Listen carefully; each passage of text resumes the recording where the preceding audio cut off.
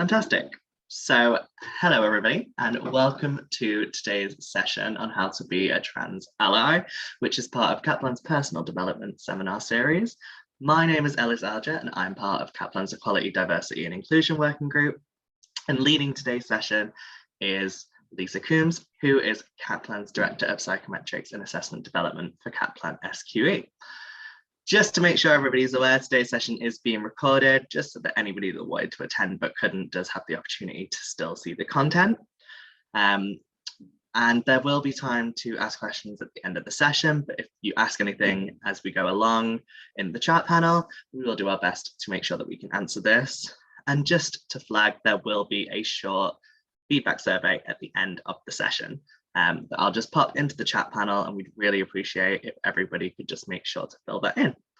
So what I will do now, Lisa, is I'll hand it over to yourself and stop sharing my screen and let you take it away, if that's okay. Lovely, thank you.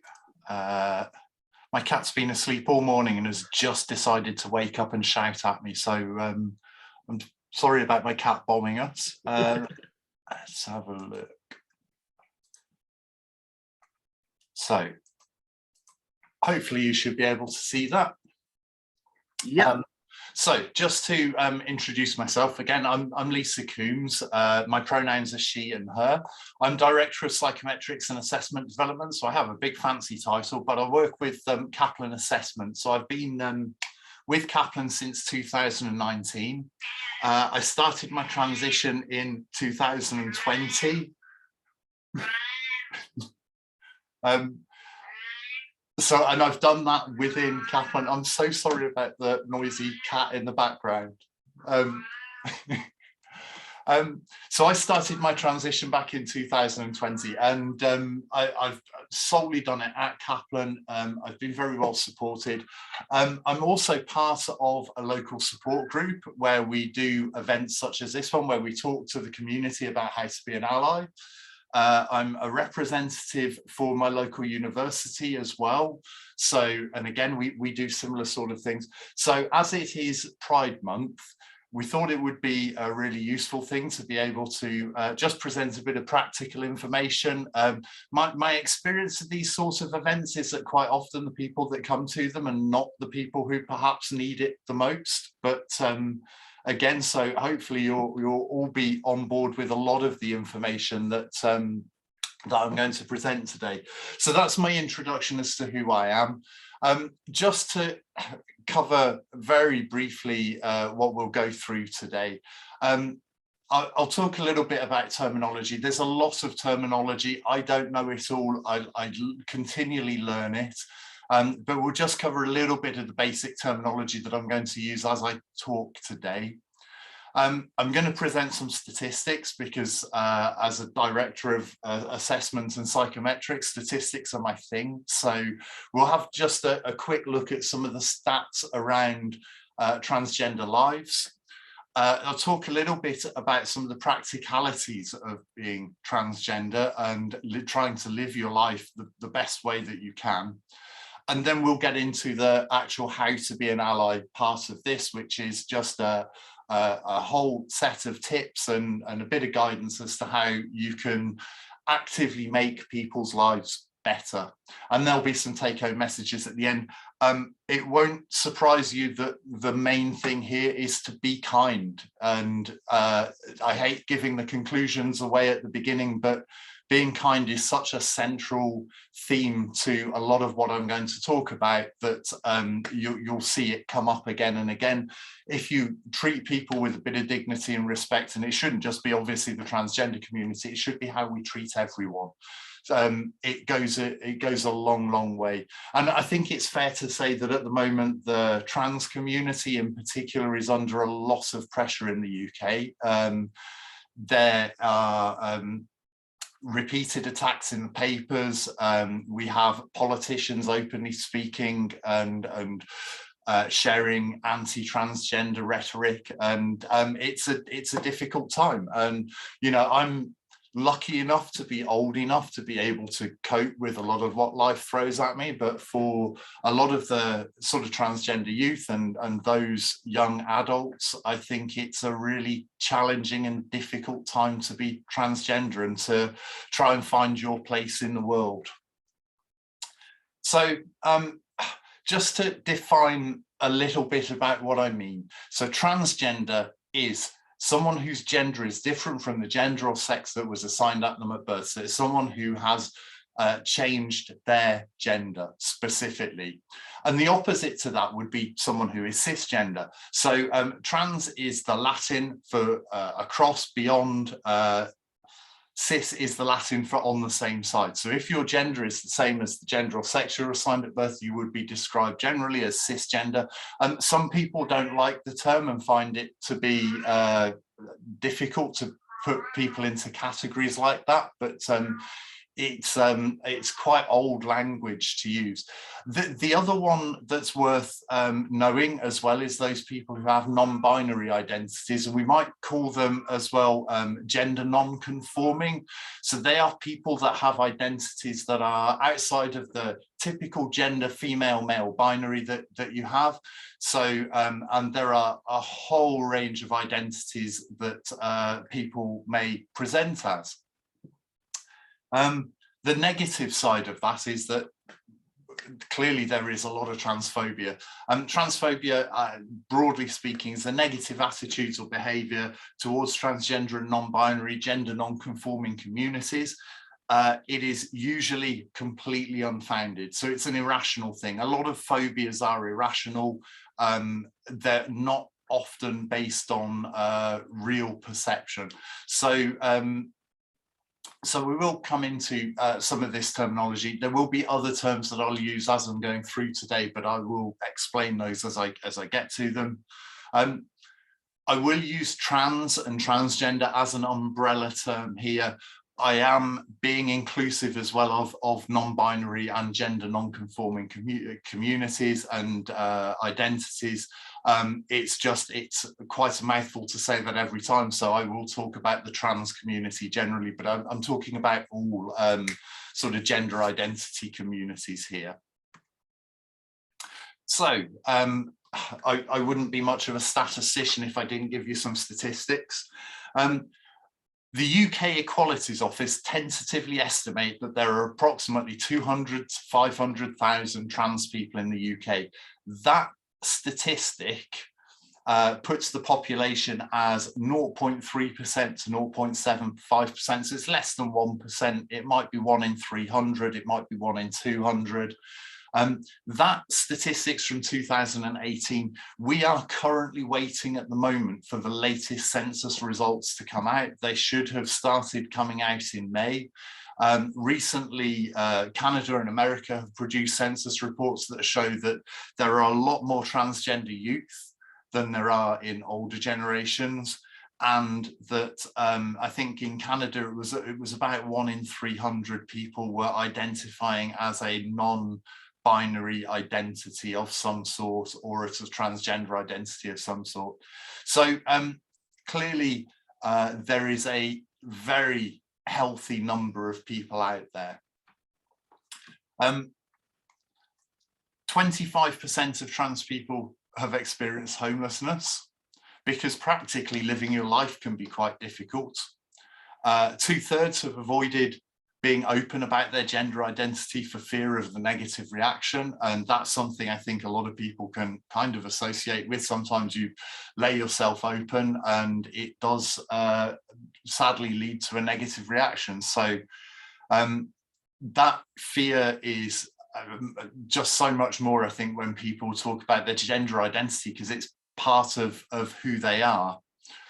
And 40% of trans people adjust the way that they dress because they fear discrimination or harassment. And a really good example of that is coming into work and being one thing and then going home and being something completely different.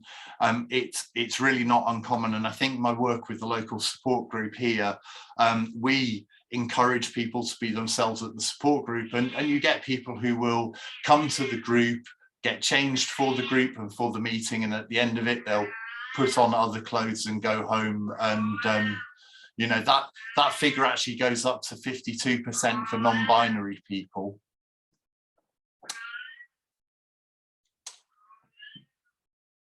So again, 41% of trans people and 31% of non-binary had experienced a hate crime or an incident because of their gender identity in the previous 12 months. That's from 2018. Hate crime is not unusual. And again, part of my work with the support group shows that it happens very, very frequently.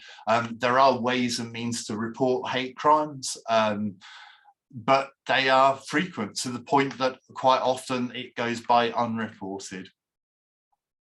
12% of trans employees have been physically attacked by colleagues or customers in the last year. I have a friend who works in a customer services department who has been physically attacked for just being transgender, seemingly. And, you know, the person was arrested for it and no good stuff comes of that. But again, that seems like a horribly high statistic, because again, that's 1 in 10, just over 1 in 10. 36% in higher education have experienced negative comments or behaviour from staff. Again, these are really high statistics, considering that we are supposed to be, again, treating people with dignity and respect. 41% of healthcare staff lack understanding of trans health needs. That's a really common theme. And again, because we have specific trans health needs, we are in touch with healthcare services a lot. And the training is often not adequate in order to make sure we are being looked after. 62% who have undergone or are currently undergoing medical intervention are unsatisfied with the time it took to get their appointments. I've been on a waiting list for 4.5 years to get my first appointment with the NHS. I have private healthcare. I'm very lucky to be able to do that. I know people who go abroad for treatments and for surgery, but that is the exception rather than the rule. It is so difficult to go and get healthcare support at the moment. Locally, the waiting time is about 5.5 years. So in another year, I might get my very first appointment. So, a little bit on just on transgender living. Like I say, there is very little help and support through traditional channels. You can try and do everything right and still find yourself being left behind by a healthcare system that's not designed for the number of people entering it. So my local gender identity clinic saw, I think, 6 new cases last month, but had 80 people join their waiting list. They have a current waiting list, like I say, it's about 5.5 years, but their current waiting list is of about 3,500 people who are waiting for their first appointment. Now, I'd say quite a lot of people go private, because if you have that option, that's a way that you can do this. A lot of people DIY, so will buy their own medication abroad or online and learn about the medicine that they need and will do their own medical transition. Absolutely not advisory to do that, because again, it puts you outside of the healthcare system.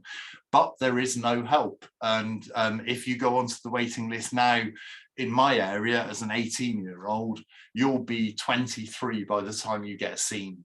So that's a really difficult wait. What that means is that lots of people are doing this in different ways. So there is no right way or wrong way to be transgender or non-binary. There is just a lot of people trying to live the best life that they can, and everyone does things different. We all listen to each other, we all take advice from each other, and then we go off and ignore the advice and do our own thing anyway. So there is no right way, and likewise there is no wrong way to do that. Again, if you want to be inclusive and supportive, then that's what you support, is people, regardless of their choices, being able to support them through their transition.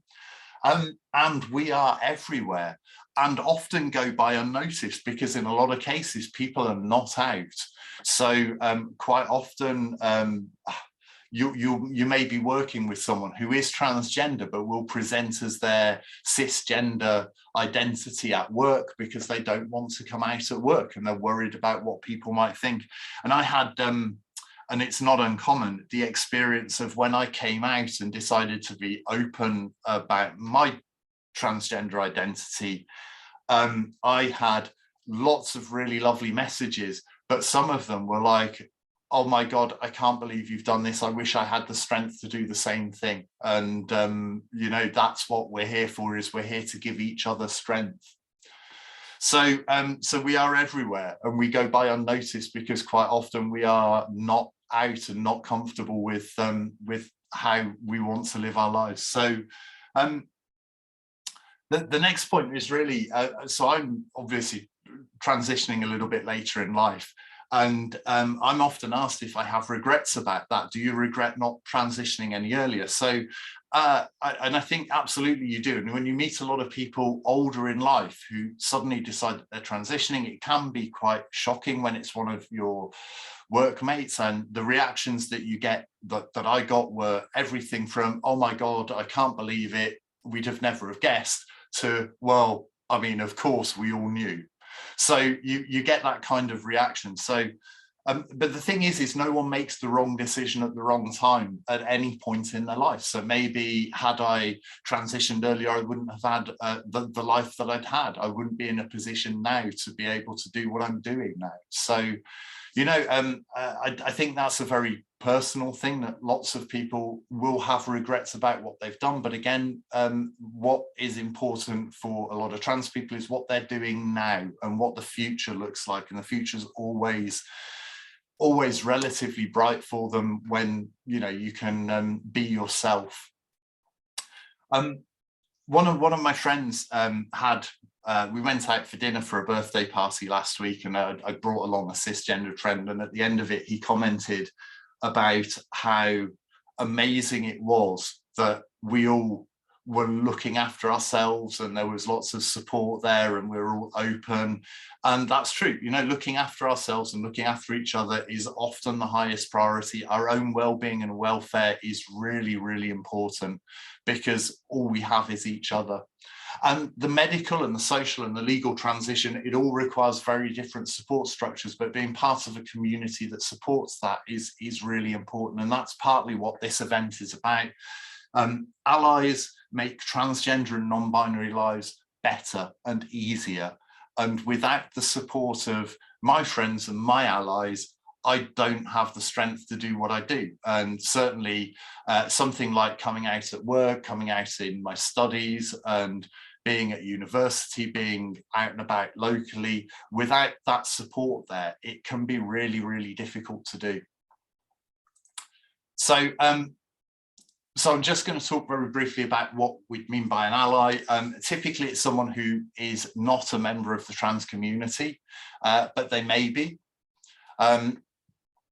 It'll be someone who can use a position to improve lives, whatever that position is in trans person's life, whether it's as a friend or as a colleague or as a teacher or as a student. They'll be open-minded and they'll be respectful of marginalized communities, and particularly would mention here intersectional communities. So where you have transgender people of color, for instance, that's really difficult. Some of those intersectional identities are really, really challenging places to be. So again, would fight against stereotyping, and there is a lot of unfortunate stereotyping that goes on. Will support and defend and speak up against injustice, not just in front of the trans community, but quite often when they're not there as well. And that's the thing that I think marks an ally, is it's someone who will speak up, stand up against discrimination, and do that when the spotlight is not on them, or, you know, they're not in the company of the trans community. So again, it's about having a life that you can live with dignity, and that support from an ally is really important to do that, because that's how we are able to do that. So some tips on actually being an ally. So this is kind of the main part of what I'm going to talk about today. I said at the beginning, I quite often think that events like this are not attended by the people that you would most want to reach with this kind of thing. But the first thing is being able to educate yourself. And I go to events like this all the time because I want to learn more. I want to be able to be respectful. I want to be an ally to other LGBTQIA groups that perhaps I don't identify with, but I support wholeheartedly. If I don't know enough, I try and learn more about it. So an example of that is I have learned a lot of flags, and I know what symbols are about, and I'll talk about the symbolism shortly. But just being able to identify what a flag means and what a symbol means, and to be able to pick up on that is really important to me. And I think events like this are a really great start, and I am always happy to see people join them. But there are other opportunities out there. There are a lot of opportunities to get involved and to learn more and to attend events. And quite often there are people who are happy to put these events on for you to try and spread the word, to try and make things a little bit better. It's also really important, I think, to listen to the trans community.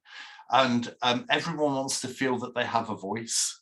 And quite often you can see that decisions, and we see this being played out at the moment very publicly in government and in the Equalities and Health and Rights Commission, Human Rights Commission, and in some very big institutions, that there are discussions around the trans community that don't involve anybody who identifies as transgender.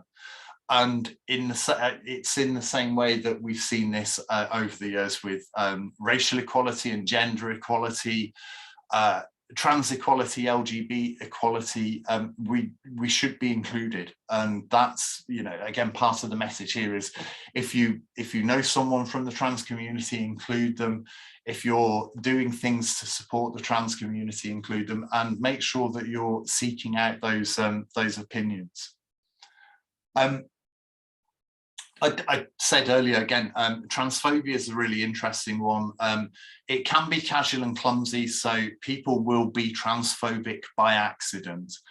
No one cares about that. No one in the community cares about someone saying the wrong thing. But it can be deliberate and it can be targeted. And I can, funnily enough, give you a really great example. So I've been in one of the Kaplan locations last week and found transphobic stickers on a lamppost outside. So I removed them. So that can be someone walking past who's just slapping stickers onto lampposts. We have a spate of it where I am of transphobic stickering going on. It could be someone that knows where I work and who's done that deliberately. So it's really difficult to tell what that is, but it should always be challenged. So I absolutely went back and removed it as soon as I knew it was there, because it's not staying there. And if it makes me feel unwelcome somewhere, it's going to make any of my trans colleagues also feel the same. And so always challenge transphobia, and particularly when, you know, it's easy to do that when you're in a group or when you're around people who identify as trans. It's doing it when you're not in a group and someone says something or misgenders someone who's in the public eye. That's always the difficult time to do it. Respect boundaries, confidentiality, avoid assumptions. I'm largely happy today if you have any questions to answer any questions that you put to me. There are some questions that I won't answer, so I wouldn't necessarily tell you what my name was pre-transition. I won't necessarily tell you what surgery I've had. Some people will be happy to share information, and the way that we share information, so I may share information with other members of the trans community that I wouldn't share at work, and that's, I mean, pretty normal that you don't tell work everything. Likewise, I can tell people that I study with some stuff, but when someone tells me something about themselves, I will always treat that in confidence, and I certainly wouldn't try and discuss that elsewhere, because I may out them to people that they don't necessarily haven't necessarily come out to, and that can be a big problem. And it's one of the reasons why there's such a fanfare about coming out, because when you come out, that's being open with all communities. But there are some of us who are, you know, out in various parts of our life but not in other parts, and I think there's a real risk of, if you don't respect boundaries, of sharing that information. Generally speaking, it's good to avoid examining questions, because what does it matter what surgery someone's had, or what their name was, or when they transitioned, or that sort of thing? You very much deal with people how they are now. And again, include and support your work, your trans colleagues, whether that's in their studies, in their workplace, in their social situations. Include them. Make sure that they're included. That it is a scary, scary thing going into a new situation as someone who is trans, because you know that people in there, unless you can go undercover, as it were, stealth, and be absolutely convincing, people will absolutely work out your identity straight away. I've just come back from an event and I couldn't have felt more included in it, because people made a beeline for me and made me feel welcome there. And that's such a huge thing. And again, showing your colours. So symbols and flags are an indication of your support for the community. So you can see my symbols and flags behind me. I've got a trans flag, I've got a rainbow flag, I've got a non-binary flag. Whenever I do presentations, I always have this same background. And that's me showing my colours. What it means is that people I know are able to talk to me about those things. And I have things like my lanyards. So as an educator, I always had lanyards on display, because then if someone is having a hard time and they see that you have a rainbow lanyard, or that you have a transgender flag lanyard, they will seek you out and ask for support. And I had, during the COVID vaccinations, I changed my NHS number and there was a problem with it. And I changed my name and I changed my number, and it was a real struggle. And then the person who came over to sort it out on the computer for me had a trans flag lanyard, and you kind of think, yeah, I'm going to be okay here. And it was the first time for me that had happened the other way around, where I'd been in a situation where I really needed help, and that symbol meant quite a lot. Using names, pronouns, gender inclusive language is important. Very interesting to note that Zoom will let you specify your pronouns and show them as part of your username, which is why my name here is Lisa Coombes, she, her. Always a good sign. I have my pronouns everywhere, and it's because I want people to use them. And if you don't know my pronouns and you don't use them, that's fine. I might correct you on it, and then, you know, if you use them, if you misgender me a second time, I might do it again. If you do it a third time, I might assume that you're doing it on purpose. And there are people in my life who really struggle to use the correct pronouns, but what you want to see is people making that effort. So you can use people's names and the pronouns and gender inclusive language. It means quite a lot.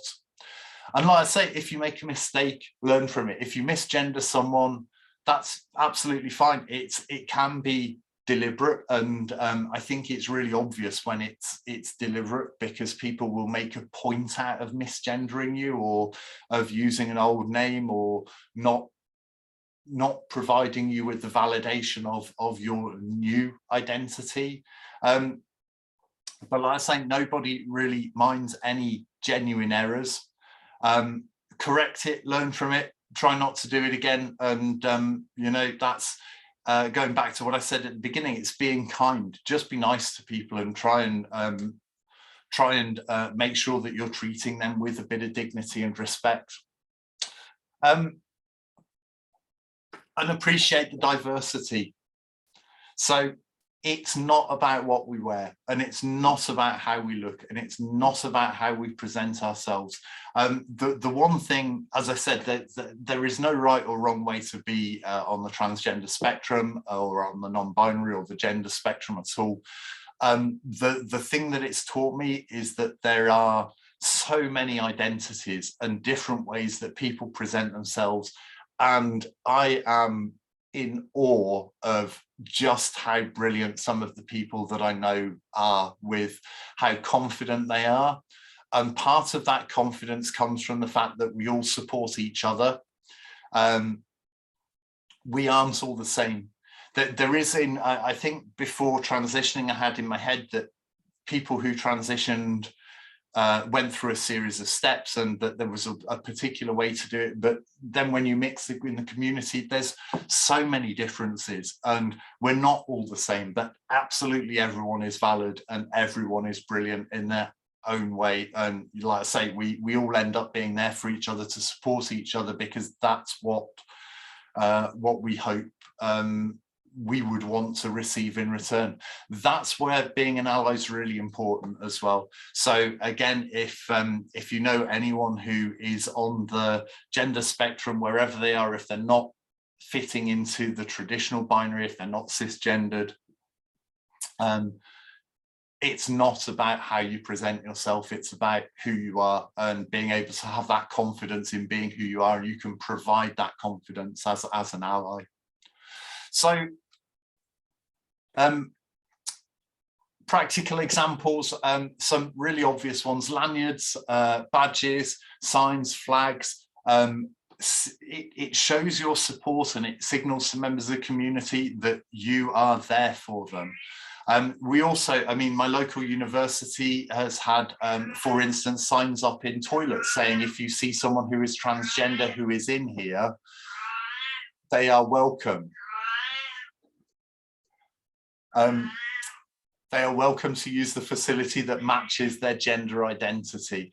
And that means a lot, because when you get into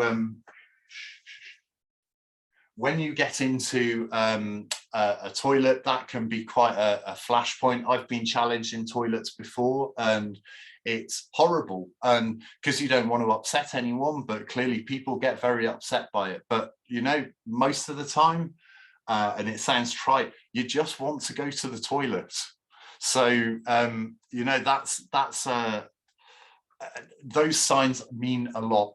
And again, showing up at Pride and similar events. Pride, I'm forever again in awe at how many people turn up for Pride. I live in Devon, and so Cornwall Pride is doing a tour at the moment, and they are turning up in some tiny places around Cornwall, and they'll have 150 people come out from the local community. And you think, like, we always feel like there aren't many of us, and then you have a Pride event, there are a lot of us. So again, that kind of thing, simply being there and being involved gets yourself counted as an ally, and it helps you educate yourself. You can learn more, you can meet people. And as I said, attending events like this are really important for just staying on top of things. Again, finding out how to engage and support the wider community. As you've heard, I work with my local university, I work with a local support group. I enjoy doing that because I can give something back, because I have that opportunity to do that. So engaging with that wider community, I think, is really important. So allies are a really important part of trans lives, and I perhaps hadn't realized as much until you are identifying as transgender, until you're out and you're open, that it's really important to know who has your back, who supports you. And those small signs and signals of allyship really don't go by unnoticed. You may think it's just a small pin badge that you could miss on any other day, but absolutely everyone notices a rainbow badge or a trans flag badge. And as I've said again and again, nobody will mind when you get things wrong, especially if you're seen to be working to put them right. And again, a lot of the trans community, I think, are very happy to help you try and put things right. hopefully I've helped you today by showing you how you can avoid generalizations and stereotypes. I think that there are a lot of stereotypes out there. There are a lot of unhelpful and negative and transphobic tropes that are really easy to fall back on, and I think you can see them quite often promoted in sadly in politics or in newspapers, but as you see, I mean, we all love diversity, so there is no real stereotype that fits to a lot of the community that always holds true. As I said, challenge transphobia when you see it. If you see it, it's always worth doing it. Support trans individuals, promote trans equality. There's, as you've seen, there's quite a lot of us about, and feeling like we have an equal footing with everyone else is again a really important and validating experience.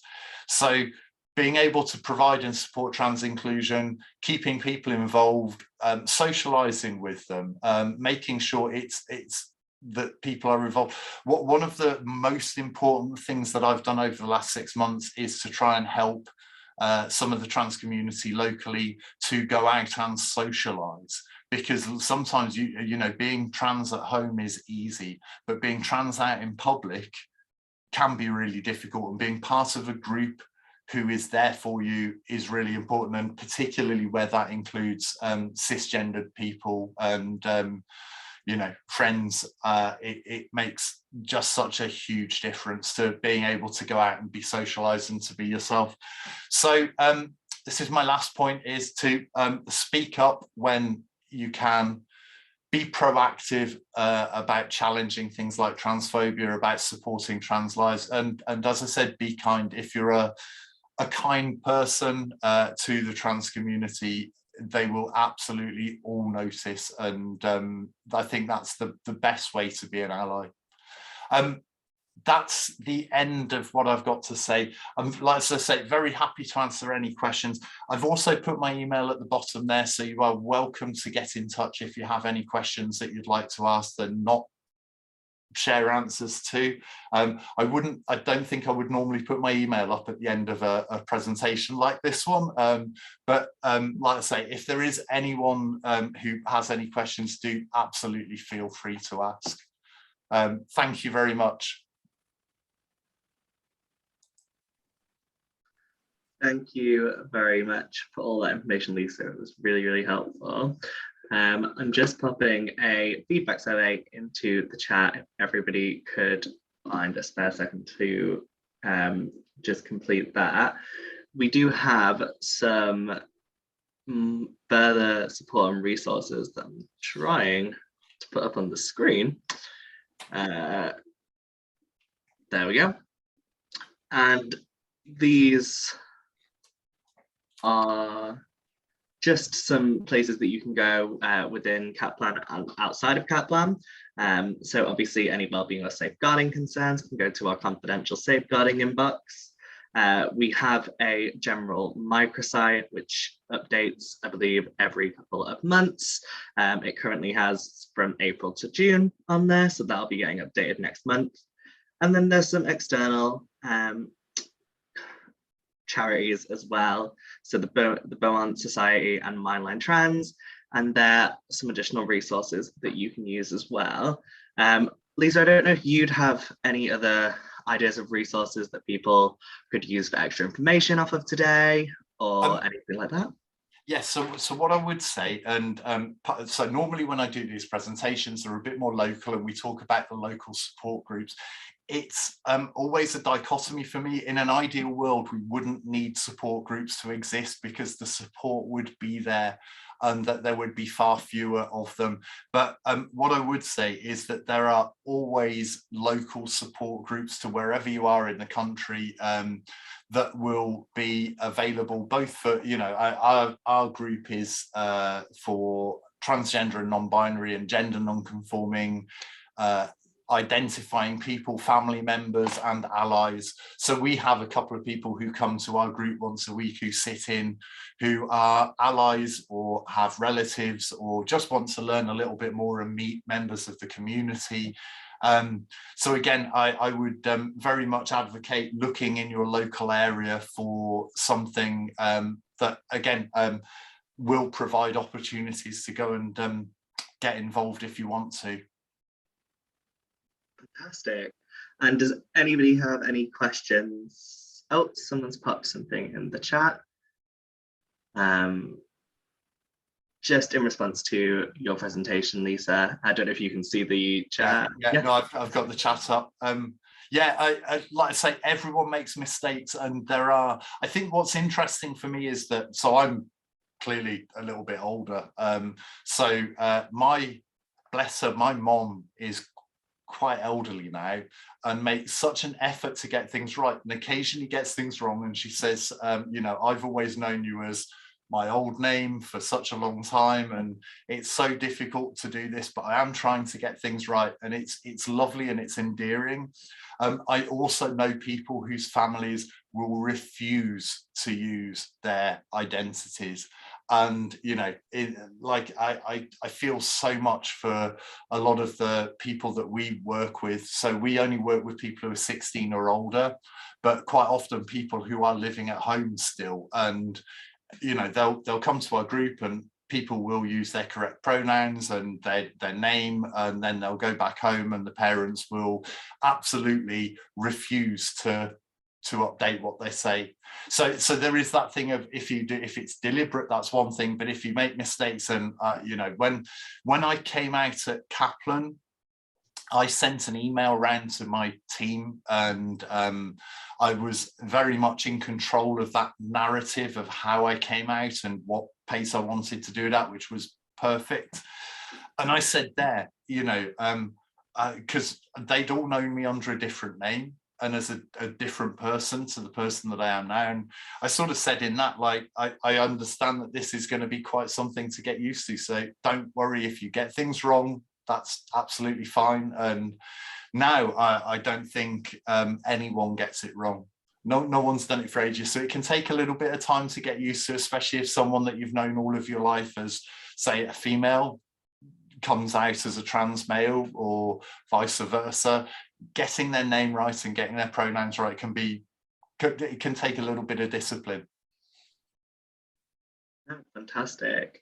Well, thank you very much, Lisa, for all of your information today. It's been really helpful. And thank you to everybody for coming out and joining the session. I hope you all have a wonderful day, and I will stop the recording now.